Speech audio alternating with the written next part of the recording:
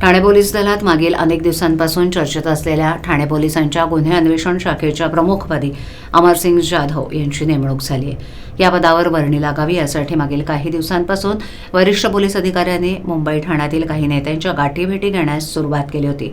अखेर या सर्वात परिमंडळ 5चे उपायुक्त अमरसिंग जाधव यांची वर्णी लागली आहे। तर अनुसूचित जाती जमाती आयोगावरील पोलीस अधीक्षक प्रशांत कदम यांची ठाणे शहर पोलीस दलात उपायुक्तपदी बदली झाली आहे। अद्याप त्यांची नेमणूक कोणत्याही परिमंडळात करण्यात आलेली नाही। तर दुसरीकडे आता परिमंडळ 5चे उपायुक्त पद रिक्त झाल्यानं त्या ठिकाणी कुणाची वर्णी लागते याची चर्चा आता ठाणे पोलीस दलात रंगू लागली आहे।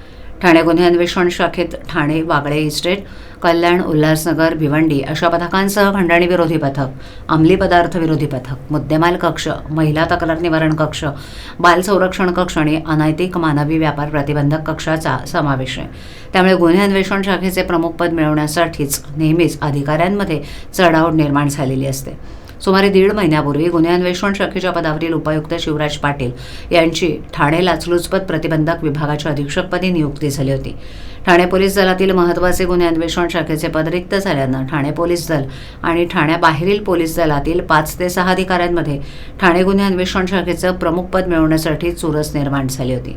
या अधिकाऱ्यांनी मुंबई आणि ठाण्यातील काही नेत्यांच्या गाठीभेटी घेतल्या होत्या, परंतु काही दिवसातच विधानसभा निवडणुकीची आचारसंहिता लागू झाल्यानं बदली स्थगित झाली होती।